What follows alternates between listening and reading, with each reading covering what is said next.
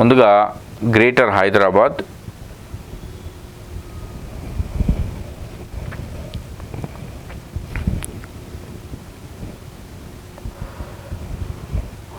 So ఇక వలపు వల ఉచ్చులో చిక్కి విలవిల అంటూ ఇటీవల చాలామంది చిన్న వయసులో ఉన్నటువంటి బాలికల ఈ ప్రేమ పేరుతో మోసపోతున్నారు. దీనికి సంబంధించినటువంటి వార్త. ఇక తెలిసి తెలియని వయసు, మంచి చెడు విచక్షణ అర్థం చేసుకోలేని మనసు, ఆప్యాయంగా పలకరించే వారంతా ఆత్మీయులుగానే భావిస్తారు. వారి అమాయకత్వాన్ని ఆసరా చేసుకుని యువకులు, మధ్య వయస్కులు బాలికల్ని వంచిస్తున్నారు. ప్రేమ పెళ్లి అంటూ వంచిస్తున్నారు. వారు తీసుకొచ్చిన నగలు, డబ్బు కాజేసే ప్రబుద్ధులు తర్వాత వాళ్ళని వ్యభిచార కూపాల్లోకి లాగుతున్నారు. ఇక ఓ ఇంటర్ విద్యార్థిని ఆటో డ్రైవర్తో ప్రేమలో పడింది. ఇల్లు విడిచి అతడితో వెళ్ళిపోయింది. కొద్ది రోజులయ్యాక వ్యభిచార ముఠాకు విక్రయించేందుకు సిద్ధమయ్యాడు. ప్రమాదం పసిగట్టిన బాధితురాలు తప్పించుకొని బయటపడింది. ఇది ఒక ఇంటర్ విద్యార్థినికి సంబంధించిన కథ.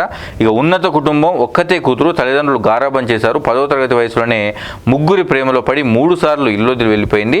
ప్రతిసారి ఇంటికి తీసుకొచ్చే పద్ధతి మార్చుకోమంటూ బతిమాలారు.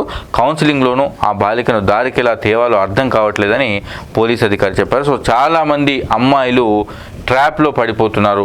అది కూడా 12 ఏళ్ళ నుంచి 15 ఏళ్ళ వరకు మధ్యలో ఉన్నటువంటి చిన్న చిన్న అమ్మాయిలే ఇట్లాంటి ట్రాప్లో పడిపోతున్నారంటూ ఇక వీళ్ళకి కౌన్సిలింగ్ ఇవ్వాల్సిన అవసరం ఉందంటూ వస్తున్నటువంటి వార్త ఇది.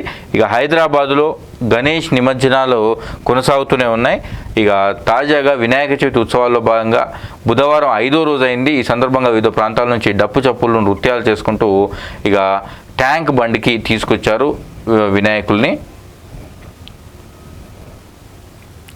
ఇక ప్రభుత్వ ఆసుపత్రుల్లో అంటే ముఖ్యంగా బస్తీ దవాఖానాలు చాలా ఫేమస్ అయ్యాయి గత ప్రభుత్వం హయాంలో. కానీ ఈ బస్తీ దవాఖానాలు ఇప్పుడు పెద్దగా పనిచేయట్లేదట.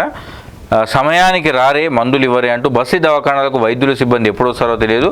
టెక్నీషియన్లు లేక శాంపిళ్ల సేకరణలో ఇబ్బందులు ఎదురవుతున్నాయి. ఇక ఇది గ్రేటర్ హైదరాబాద్కు సంబంధించినటువంటి వార్తలు.